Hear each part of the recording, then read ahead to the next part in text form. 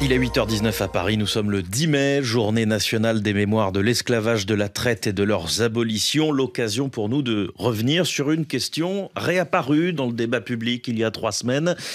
Bientôt 200 ans après avoir imposé aux autorités d'Haïti le versement de 150 millions de francs d'indemnité après l'indépendance. La France doit-elle aujourd'hui s'engager à des réparations ou à une restitution ?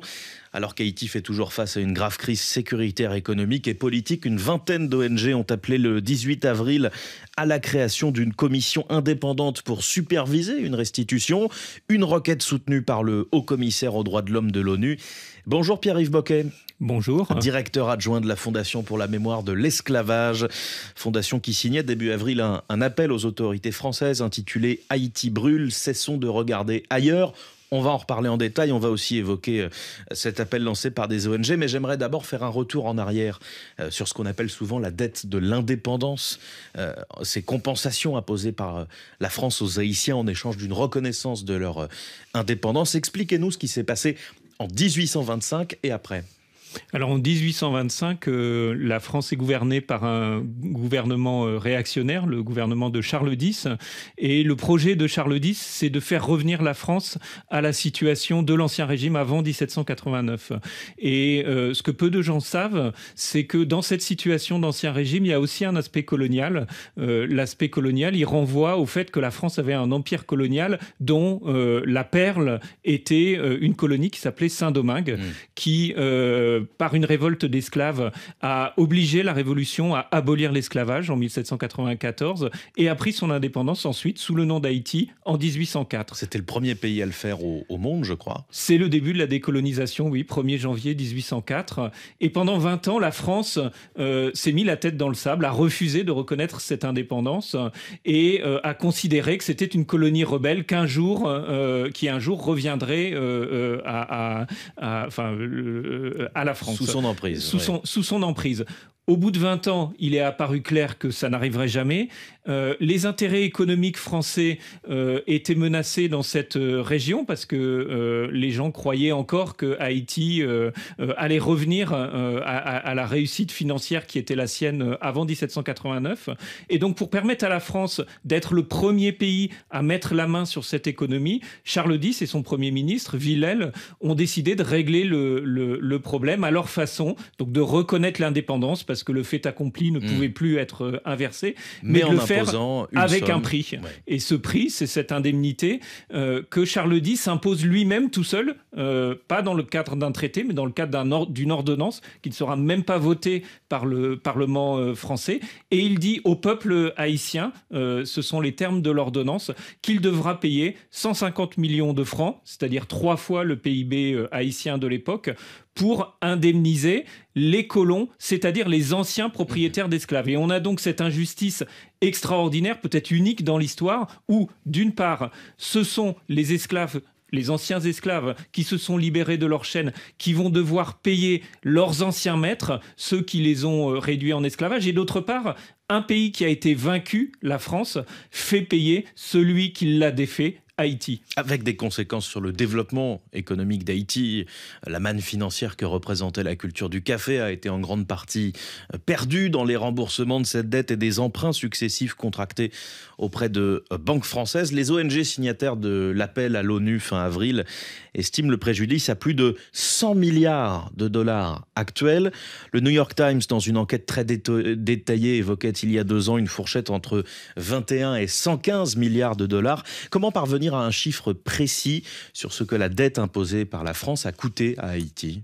Alors, c'est impossible de le savoir précisément, puisque ces estimations reposent en fait sur l'hypothèse théorique de qu'est-ce qui se serait passé si Haïti avait pu conserver cet argent. Par contre, ce que ces estimations montrent, c'est que cette décision, qui paraît très lointaine, il y a 200 ans, a eu des conséquences très longues, parce que on a extrait de la richesse d'Haïti pendant des dizaines d'années.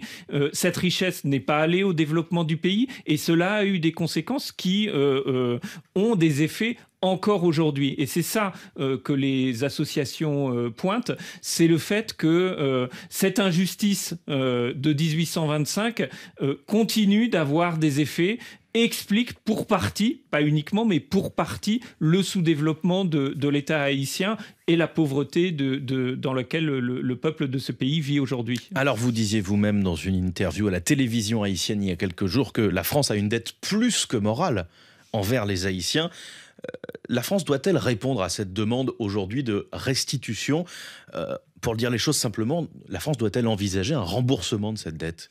Alors, ce que la France doit envisager, c'est de regarder ce sujet réellement. C'est-à-dire pas comme un point d'histoire, quelque chose qui serait arrivé il y a très longtemps et qui n'aurait aucun rapport avec la situation actuelle. Ce que nous disons, c'est que à la fois le passé colonial, c'est vrai pour Haïti, c'est vrai pour d'autres pays, et singulièrement cette dette, qui est une injustice supplémentaire faite, ajoutée à l'exploitation coloniale, a des conséquences aujourd'hui et que la France ne peut pas s'extraire de ses responsabilités face à ce constat. Ensuite, qu'est-ce qu'il faut faire ? Quand on parle de réparation, c'est d'abord un processus avant d'être une finalité. Et ce processus, ça veut dire engager une conversation nouvelle, un dialogue nouveau sur un registre nouveau avec les populations, avec les pays que nous avons colonisés dans le passé. C'est une autre manière de concevoir nos rapports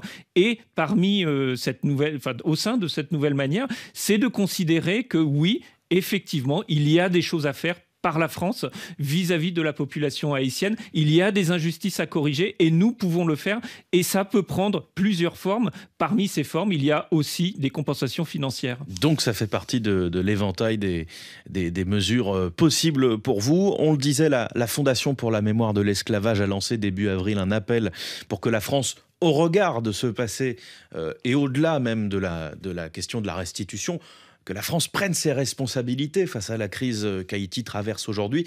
Par quoi cela doit-il passer selon votre fondation ? Alors, il y a deux plans. Il y a un plan international dans lequel la France a un rôle à jouer, qu'elle joue d'ailleurs, au sein des Nations Unies, au sein du Concert des Nations, pour apporter une solution, une aide internationale à la population haïtienne face à la crise qu'elle traverse aujourd'hui. Et puis, et nous insistons plus particulièrement sur ce point, il y a des choses que la France peut faire elle-même seule face à cette situation. Et sur ce plan-là, la Fondation se place sur le registre qui est le sien, c'est-à-dire sur le registre de l'histoire, du patrimoine, de la culture. Et nous disons notamment qu'il existe des instruments pour protéger les artistes, les chercheurs avec lesquels nous travaillons. Un programme qui s'appelle le programme PAUSE, qui a vocation à être activé pour ces populations. Nous insistons aussi, dans le cadre de la politique d'accueil de la France, sur le fait que les populations haïtiennes qui sont réfugiées ici aujourd'hui ne soient pas expulsées dans le pays compte tenu de sa situation de très grave anarchie. Et nous insistons aussi sur la protection du patrimoine haïtien. Le patrimoine haïtien, c'est le patrimoine de la première révolution d'esclaves dans l'histoire qui a triomphé. C'est un patrimoine qui est important à l'échelle mondiale et qu'il convient de protéger, car nous savons que dans les troubles actuels, certaines pièces de ce patrimoine exceptionnel sont aujourd'hui pillées ou menacées. Voilà, et votre appel intitulé, je le rappelle, Haïti brûle, cessons de regarder ailleurs, un appel à la responsabilité de la France face à la situation aujourd'hui, qui évoque aussi la question des restitutions, en affirmant que la question doit être posée. Merci Pierre-Yves Boquet d'avoir accepté l'invitation des RFI ce matin, directeur adjoint de la Fondation pour la mémoire de l'esclavage. Très bonne journée à vous. Merci à vous, bonne journée. Bientôt 6h.